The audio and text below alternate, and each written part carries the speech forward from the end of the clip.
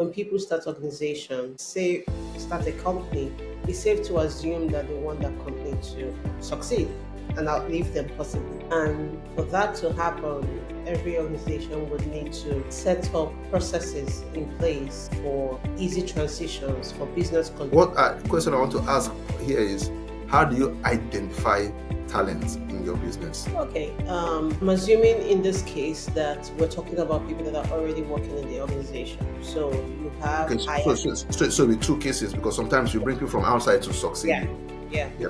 So in terms of internal success, the assumption is that they're already working in your organization.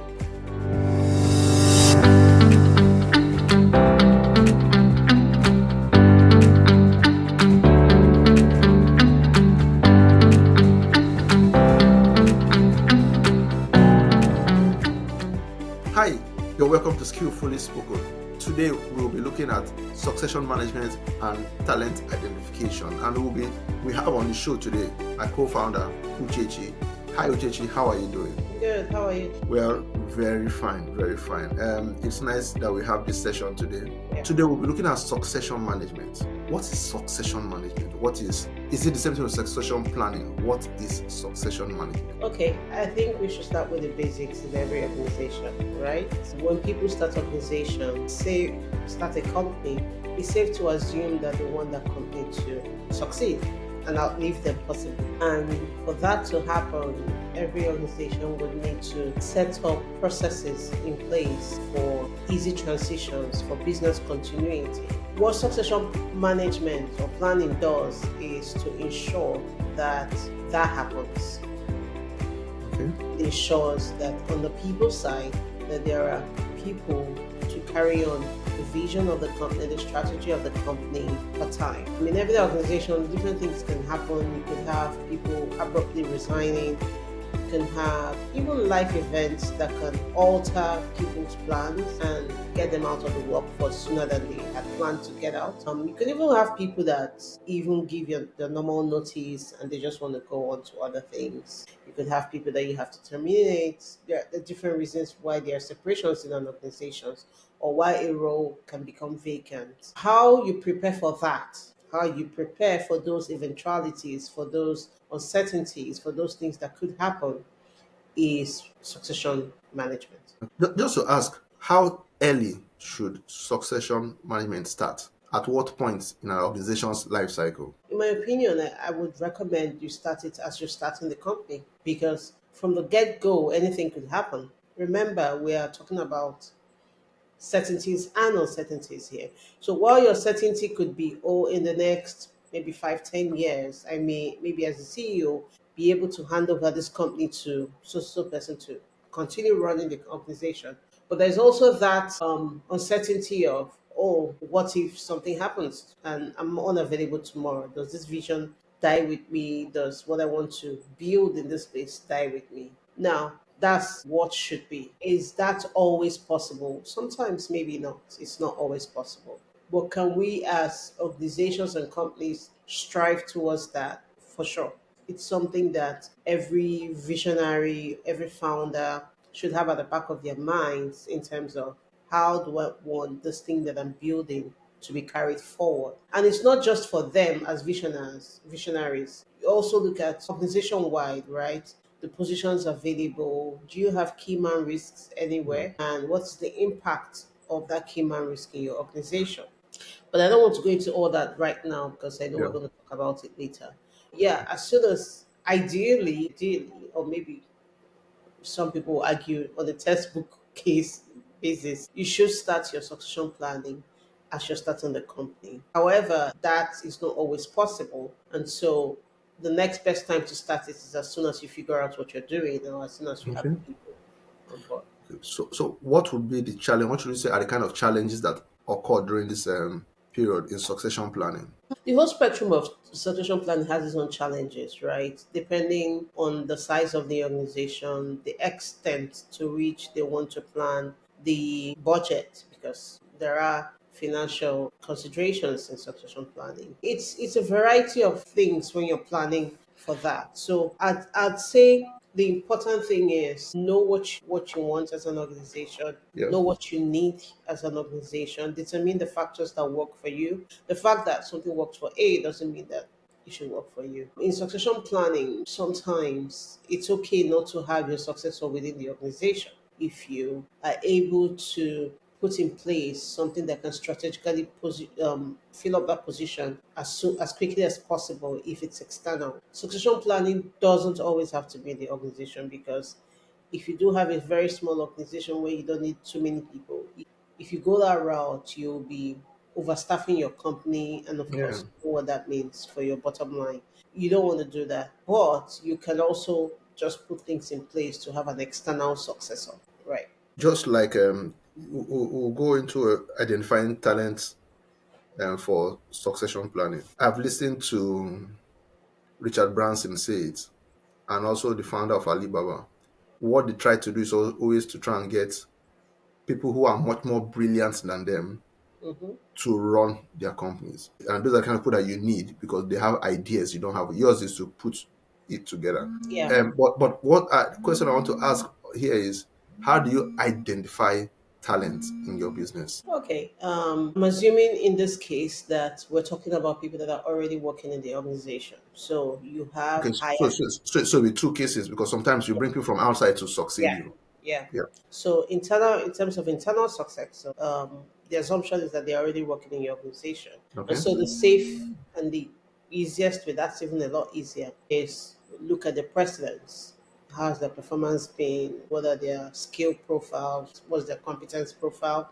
What are the areas that probably they need some investment in, maybe a Okay. learning intervention to do better in, a coaching or mentoring program. It could be anything. It could be any learning intervention. So if you look at it from that angle, then you can determine whether they are qualified. But I want to backtrack us a bit in the process of succession planning or management. The first step is not identifying the talent, and that's a lot of sometimes mistakes that we make. The first step is not to identify the talent. The first step is to identify the role that you want to plan for. Okay. Sometimes, depending on the size of the organization, you may not need to plan for every role, right? Mm, And so mm, you determine your key roles within the okay. organizations. How do you determine your key roles in the organization? I ask a simple question all the time. If this company were to shut down right now, and you were tasked with ensuring it doesn't shut down, what are those positions that Mm, must be there to ensure that it doesn't shut down? And so, even though we have the nice to have roles, nice to have positions, what are those absolutely critical roles? If you plot the critical path of your organization, what are the positions in that pathway? And so, if you're able to determine, and I'm not saying this to say, oh, you don't plan for the other roles, but I'm saying this to say that in terms of priority, I would say give the people on the critical path the greater priority. That give the people on the critical path priority, and then the other people we can sort of swing it, right? Okay, so when you identify the roles or the key roles that you want to plan for, the next step is actually to determine the skills and competencies required for that role. What's the educational qualification? What are the skills that you need to succeed in that role? What are the competencies you need? And these things are usually done at the point of your job description. If you look at your job description, in the point of your job classification and all of that, if you scope it and you say an easier way, like I said, pull out the job description of that position and review it. If it needs to be updated, update it, right? When you have done that, you can see for sure that this is what you need. Okay, so my thoughts, you are okay because you're a HR person. It's looking a bit technical. I'm running this business that is growing, fast growing, right? Mhm. And I want to plan business continuity. I want to plan succession planning. Mhm. What should I do? I'm not into the nitty gritty of the Yeah, business. it's the same thing. It's actually very easy. So, in the business that you're growing, what are the positions that are critical for you? I need someone that will just take over whatever I'm doing if I'm not available. So that's what you should be looking at. Okay. For the person to work at the level that you're working, don't even use yourself as a benchmark, which is where I was Okay. going to when I was talking about job description. you should be looking at what should happen, what are the skills that this role requires, not necessarily what the person on that position is doing. Okay. Because sometimes somebody in the position may not be optimally maximizing the skills or the potential in that job, and Okay. but they're there regardless. So you should be looking at what does the role require, what Okay. skill set is required, what competency. And if you have a job description, the easiest place to find that information will be on the job description. And if you don't, you may need to build one or have it documented, because one of the things that the job description does is that it lays out everything needed to do that Clarity. job. For in the job description, you're seeing the roles, you're seeing the skills required, the educational qualification, the experience level required, Yeah. everything required to execute that job properly. And so if you pull out that document or you create that document, the next thing is now to be looking at two things actually. Okay. Does the incumbent, the person currently in that position, have all of those things, right? And then the second will be who within this organization, if you're looking internally, who within this organization can fill this position or maybe has the potential, right? Now, because you're planning and you're trying to manage that process, you are not looking for the best fit. Correct. You're looking for the likely fit. You're looking for the likely fit. And so, because there is a whole process of developing the likely fit and moving them from likely to the best fit. So there will be trainings. You start Yeah, signposting. yeah, yeah, yeah. And so when you have done that assessment to determine the difference between the employee that is on that position and what the position requires, whatever delta that you see there will then form maybe the training and developmental opportunities for the incumbent, So right? my thoughts, pick one person or develop a pipeline for I'm this. coming there. I'm coming there. Okay. And so you have that, and then in terms of the successors, they're usually recommended three levels: Okay. the ready person who has a very depending on, and this classification depends on the readiness level, right? Okay. So high readiness level, medium readiness level, and the low readiness level. The high medium level will be like the best fit. Oh, Udoka, you're out of it now. Who takes on your position right now with Okay. very minimal impact? That's the person that you put on your high. The second will be your medium. Who is the next person? And then the third will be maybe the low readiness. That's the best likely fit you have. Now, depending on the readiness level, you can then assess what you need to do to close that gap. Now, what you need to close that gap can be different. It could be, for instance, the person with a high readiness level. A few things you can do is when the incumbent is going on vacation, the person with a high readiness level should step in and do the Mm-hmm. job at that time, right? And so that you see how they do their job and you're able to maybe correct, amend, improve, recommend, train, and all of that. So immediate to step in should be somewhere between 0 to 6 months. The other Okay. should be between 6 months to a year, and then the other should be a year to 3 years, right? Okay. And so, depending on their readiness level, you then determine what kind of intervention you do need. Of course, with how I've explained it, the person with the lowest readiness level should have more investments Mm. done for them because Mm. it's a long process. But when I mean more, I don't mean in the short time. I mean over the 1 2 years Well, yeah. that they have, right? But in terms of priority in getting the people ready, the Yeah. person with the immediate readiness level is the person you should be thinking about. How can I sharpen this person a bit more to step into this very quickly? Because remember, people can spring up on you, people can Yeah. quit on you at any time. And if they True. don't quit on you, life events can even happen that will make them unable to continue doing their job, right? So Okay. you don't want the business to pause at that time, right? Okay, so that's it out if you have internal successor. Now, where there are nobody internal, or maybe among the three people that you have there, there are dependencies on external people. Okay. What I'd like to recommend is, so usually you just see people say, oh, external, will go out to see. Depending on the size of your company, how critical the role is, and how much investment or budget you have to invest in it. You could even go a step further by identifying people externally that can step into that position. Okay. And one of the things you can do is to use a headhunter. I have seen organizations that have identified people externally And they've had conversations with those people to say, oh, okay, do what you're doing, but if this role ever becomes vacant, you are the Okay. person that we are considering for this role. And so that preliminary conversation just happens. And if it does become vacant, then you reach out.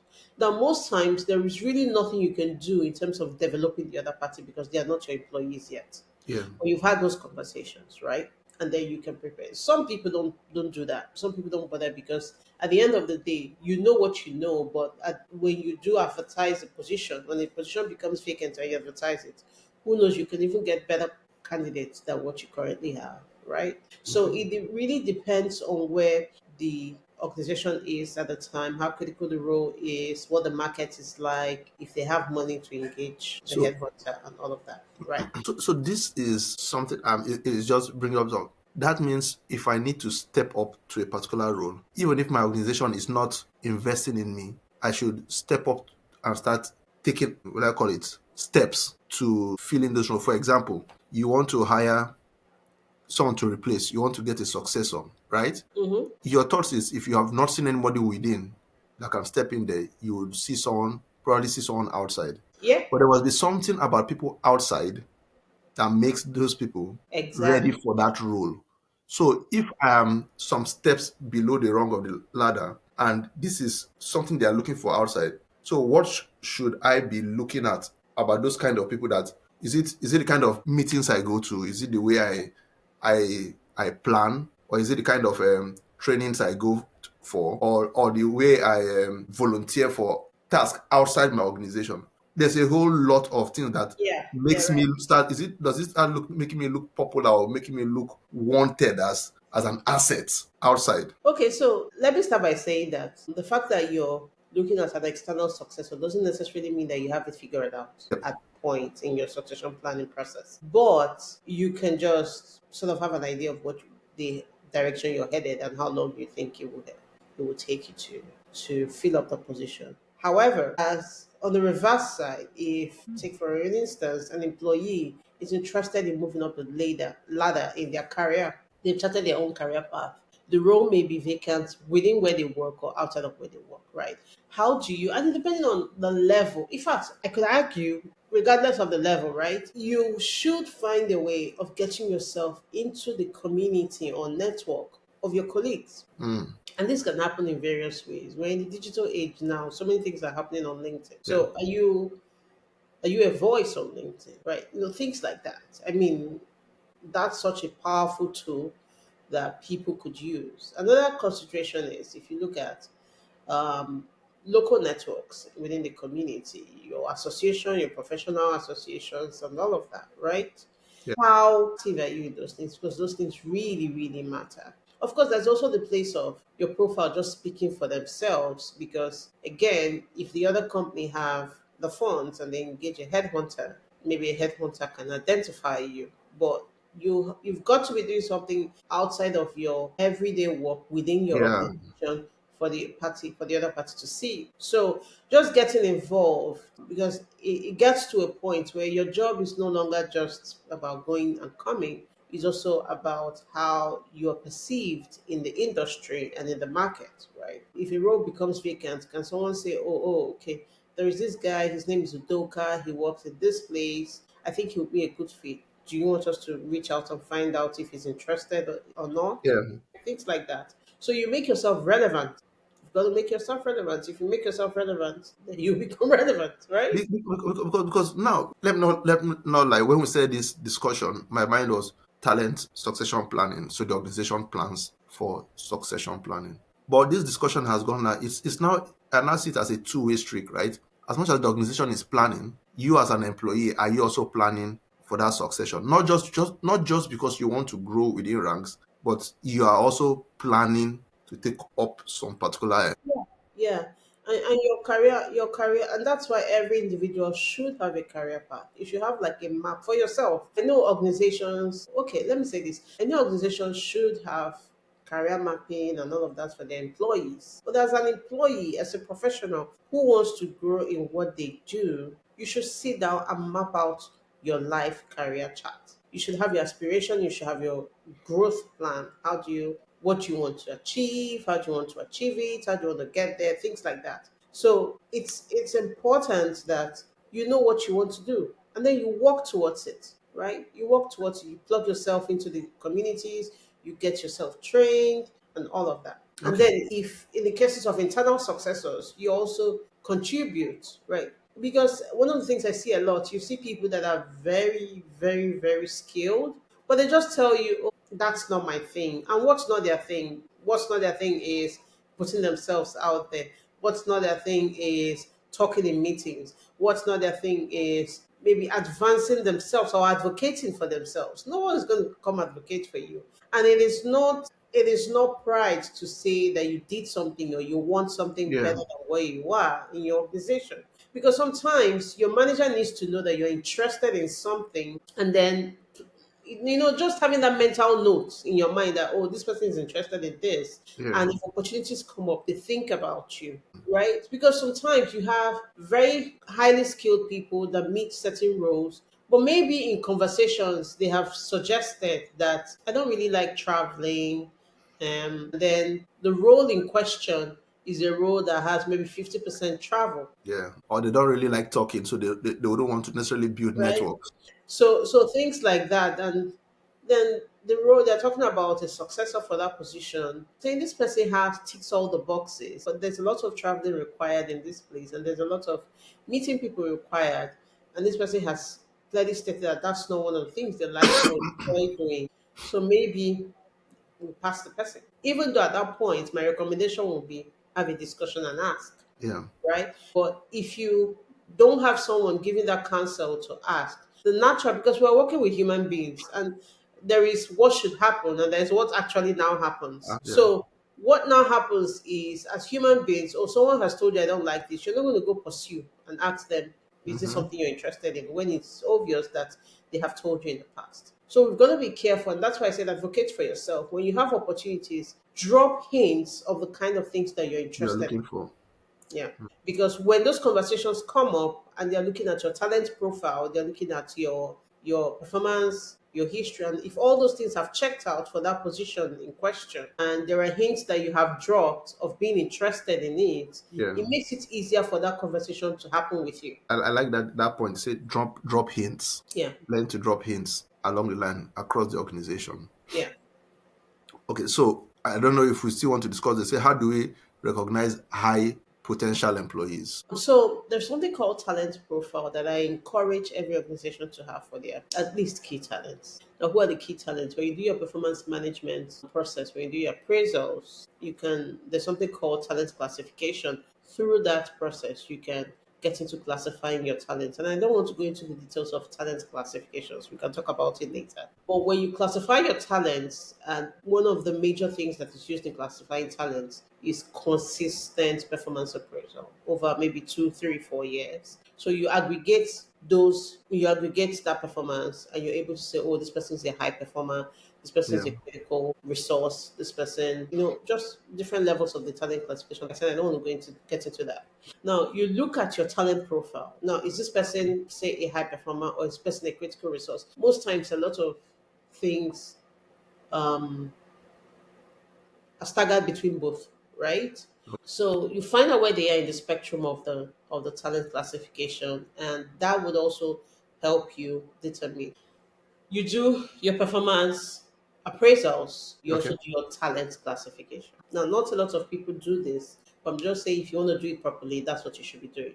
Both should happen at once at the Okay. same time because you're talking about the same thing, which is the performance. Now, I have seen organizations where they use 2 or 3 or 4 different metrics to measure these things and then have different. I personally, and it works, those kind of things work, but Okay. I personally find it cumbersome. I think that you should have one or at most two different ways to measure and classify, to measure performance and classify your talents so that it's a bit consistent, it's less cumbersome, it's clearer. Because when there are too many angles Yeah, too dropping many. here and yeah, it becomes confusing. And even the employee might get confused, like, okay, what am I supposed to be focusing on, to get me Yeah. ahead, right? But I have seen it in some certain places where it worked, and that's fine. But again, that's my personal opinion. I think streamlining that process helps. Anyway, you look at the talent profile of this employee, and then you're looking at, okay, what's their talent classification? What do they need to improve on? I've seen people that say, okay, this role will likely become, I'm retiring in say 2 3 years, and the likely successor is lacking this skill based on Okay. the checks that they have done. How do we help them get ready for this person's retirement that they're supposed to be? And then what do they do at that point? They send them on trainings, maybe coaching sessions, and things like that, different learning interventions. And then when people go on vacation or step away from their work for whatever reason, you allow those successors step in to try out, those Hmm. times. So that's how also you build the confidence, because another thing that most successors sometimes they don't have is they have all the skills, but the confidence to actually step into that role could be lacking. So you create that when you give them the opportunity to actually do the job. Yeah. So you look at those talent profiles and you use it based on the profile. You already, like I mentioned at the beginning, you've already mapped out what that role requires. You've mapped out what needs to be done for that role to be successful. And then Hmm. you're looking at the profile of this employee. Now, even there are tools, technology, there's something called predictive analysis, right? Yeah. In terms of AI and machine learning, that can use someone's talent profile and predict if they will be successful in their role. But that's advanced. That's advanced. That's advanced. That's advanced. And well, some people are jumping on it, and I Yeah. love it. But before we get there, you can just do the basics, depending on where your organization is. You can just do the basics of just sitting down with the person's talent profile based on the talent classification you have done. Or even if you don't have that structure for your talent classification, just look at their performance appraisal, right? And look at how consistent, because what's important if you're looking at just performance appraisal is the consistency of this employee over a Yeah. period of time. So do you think that mentorship will also be a key way to Oh, for sure, for grow sure. this In pipeline? fact, again, I personally advocate coaching and mentorship over classroom trainings. So who identifies the for mentor? for for, Does set, for setting for setting for setting learning interventions. For instance, if you're preparing someone to get into a very senior position, I don't believe that training is what the person would need. I think a sustained learning opportunity like a coaching over a period of time or mentoring or access to a mentor is what the person may be more profitable to the person than anything else. So if you look at your question, who chooses the coach, certainly it shouldn't be the person that you're trying to coach in this instance, right? Because remember, the aim of this is to close a gap that has been identified. To close that gap that has been identified, you need to. So one of the things that I have seen happen is a gap is identified. A coach that is skilled in that area is identified. Now, the people on culture or the person's manager or whoever has conversations with that coach to say, this is what we're trying to achieve. This is the result of our maybe skill gap analysis that we conducted. This is the gap mm, that is here, and we want this gap closed. Now, does this the does the employee know that gap himself? yeah, Has the he employee told? of course should know. Should know. He should know. Employee would have been told that this is a gap. Yeah, yeah, Okay. yeah, for sure. And Okay. then, but you also have that conversation with the coach, right? And then the process starts. Now, I usually recommend confidentiality throughout the process because even though the employee understands what the gap is, there may be personal things that may be limiting them that they might want to share with the coach to help them walk through getting to where they need to be. As an organization, you don't need that information. What you need is for the gap to be closed. My recommendation, that's why my recommendation is at the beginning, have that conversation with the coach, set the goal, set the expectation, and move away, get out of the picture. Yeah. And then allow them do their thing, allow them have their sessions, and have them. The only thing you should check in with is how are we doing in closing the gap. You don't need the details of what they're doing. You just need to know where are we. How much has been closed, has there been progress. Do you see the likelihood of what we are thinking succeeding? Or no, no, no. The coach can come back to say, you see, no, this is what you want to do with this person. It's not achievable. Abort mission. So it could be anything, but you don't need to know the details of what's going on. And so the coach gives you that feedback, and then you take it forward or act on it depending on what the feedback is. So the point is, my recommendation would be choose the coach for the person. Now, sometimes a higher level, or maybe a more strategic level would be, since the person knows this is what they need, you can work with that person to identify a coach. Okay. That's another level. You can work with that person to identify a coach. However, you need to be sure that you're not just pandering to what the person wants as opposed to what the company needs. Okay. True. True. So that's why I said it's more strategic, but it takes a very high level of emotional intelligence to achieve that because like again, there's a textbook, but there's the reality. People are always in their emotions when you tell them this is something that needs to be worked on.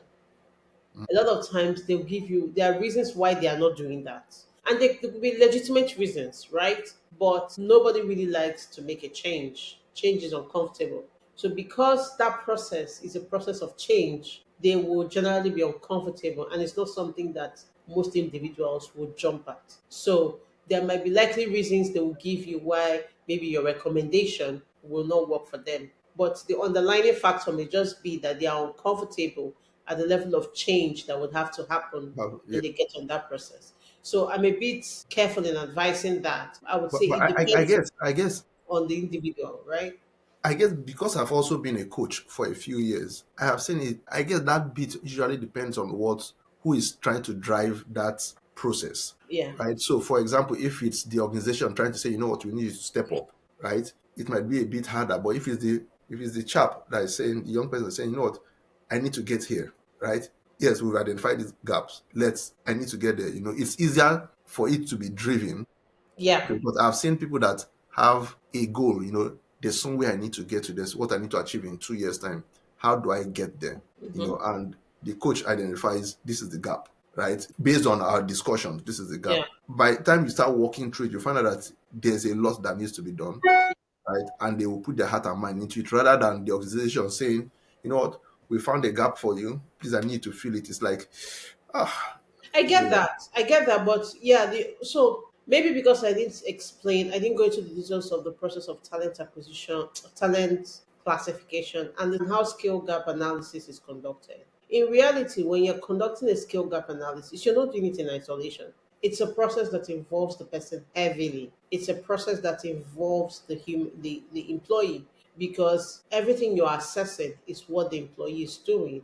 And the only person that can give you that information is the employee themselves and their managers. yeah, So that process is a collaborative effort between the employee, the manager, and the people and culture, HR, right? So it's not done in isolation. And so at the end of the day, it's just like a performance appraisal process where gaps are noted.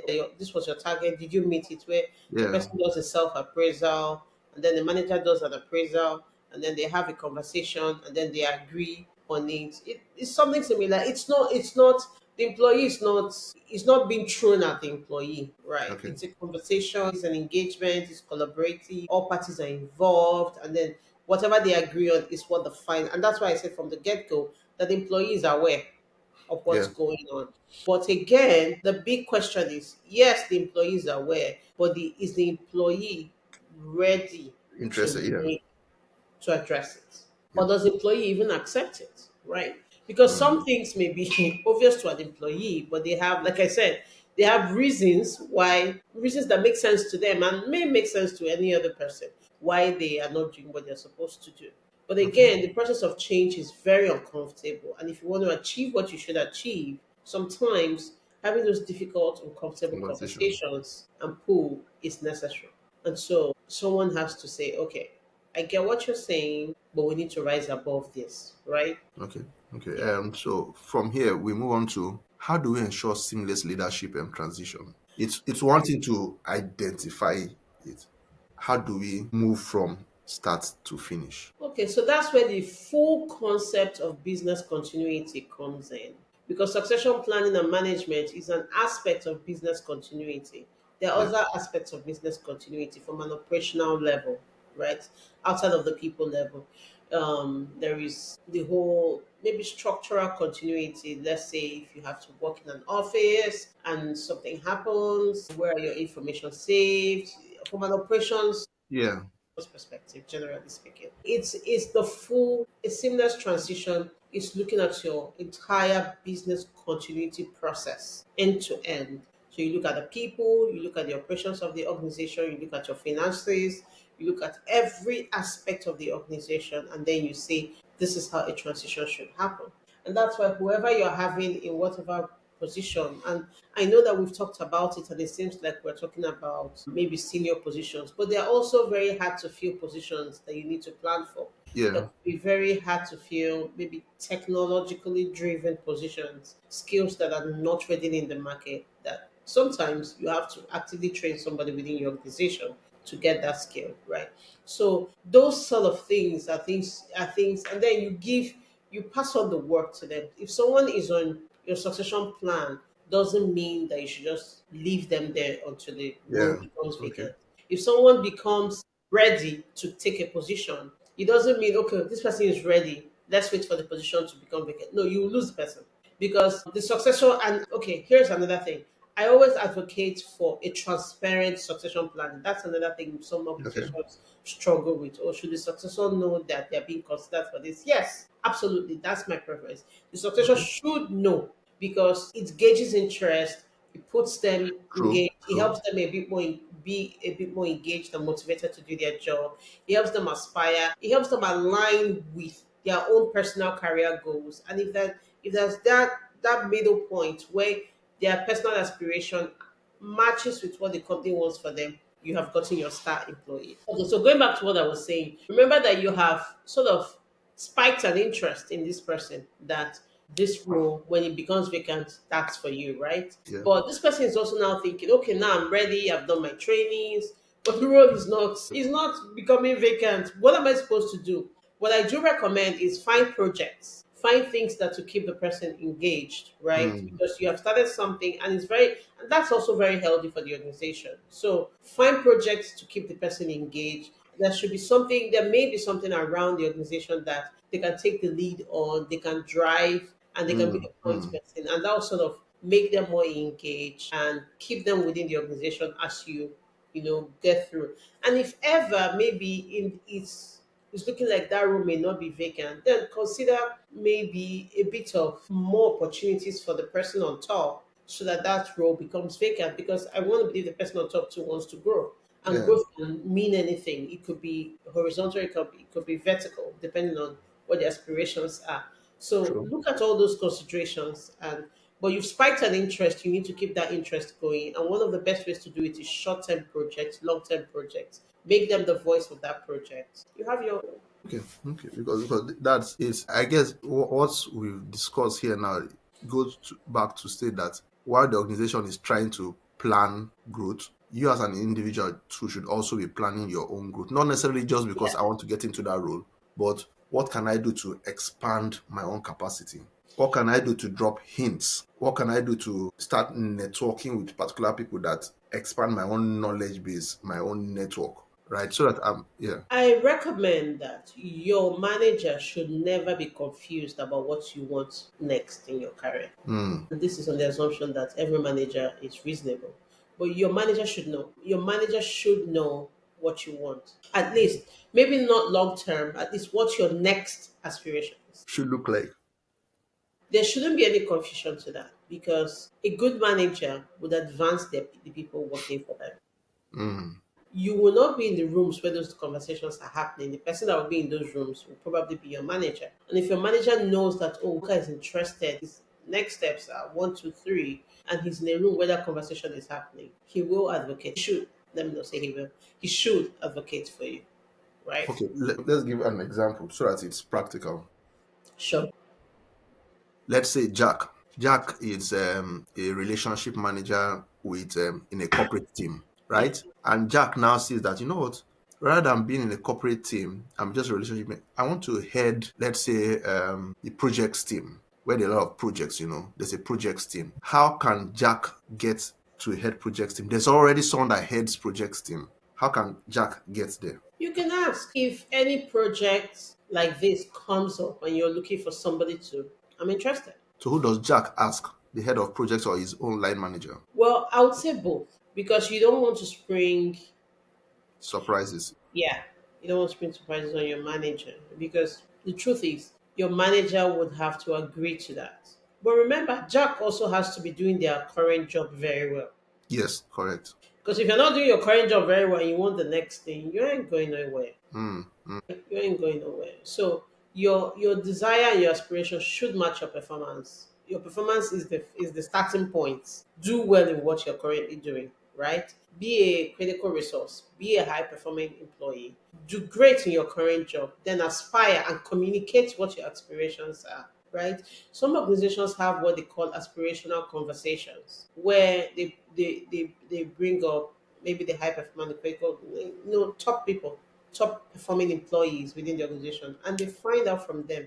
They're very deliberate in asking them what they want for as the next step. But you see, you do that, but it's also important that you know that not every organization will have that, will arrange those conversations for you. yeah. So if your organization is not encouraging those conversations, you should Should own let your me- career, Yeah.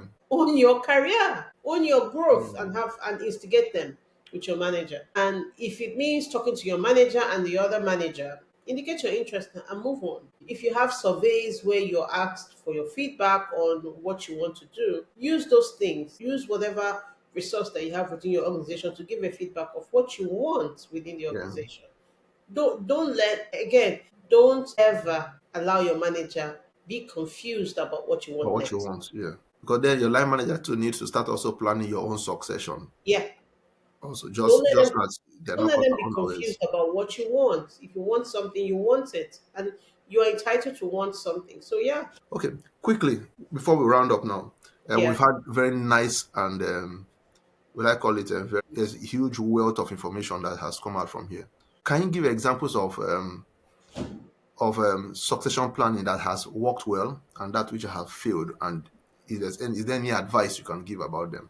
I mean, recently we all saw in the news about House of Tara, right? Yep. That is a major, major win for a company that started small, grew through the ranks, became a very big national and continental, intercontinental brand, and Yeah. then having a successor. And then the successor is now working. And we're seeing 1 year later how far they are going and how the company is going in a different direction and things are just working Yeah. perfectly. Succession planning, when done right, is such a great thing. Like, apart from it even being good for the company, it encourages the employees to aspire. Aspire for something. Yeah. Yeah, and it creates internal ambassadors of the organization. So when done right, fine. And but sometimes too, you can do everything that you have done, and it doesn't work properly. What do? You go to the next person, and that's why you have three people in the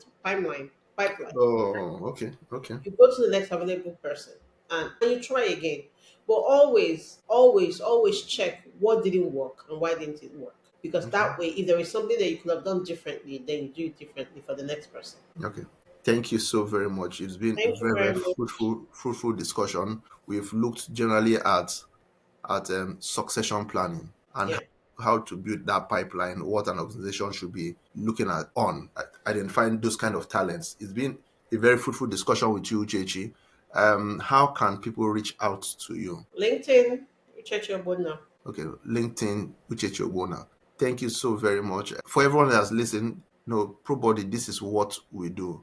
On Skillfully Spoken, we have these free-flowing conversations, everything concerning talent management, everything concerning growing your organization. It could even be in the economy, but as long as it has to do with talent. Thank you so very much for listening today and look forward to our next podcast session. Thank Thank you. you. Bye. Bye.